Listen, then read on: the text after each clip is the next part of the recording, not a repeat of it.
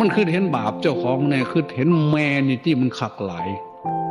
จะแม่นดีหลายแม่นี่โอ้ยเอาอีหยังเนาะไปตอบบุญแทนคุณเล่าจะให้เรามาปฏิบัติธรรมคือเฮาเด้ฟ้าห้องซื่อๆเจ้าของให้คือหอดแม่บ่ซัวตายแท้ตั้งแต่เป็นบ่าวว่าซั่นซื้อเรากินขวดละ4,000 5,000บ่เห็นคือหอดแม่จักเทื่อ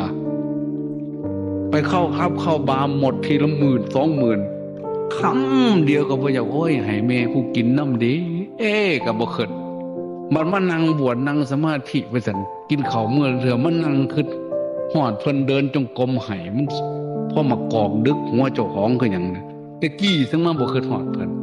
ใจมันแข็งกระด้างบ่มีหูหอมทำเดินจงกรมไปฟ้าร้องตึ้งใจอ่อนโยนโอ้ยแม่กูคือสิคิดฮอดลูกน้อได้ยินเสียงฟ้าห้อง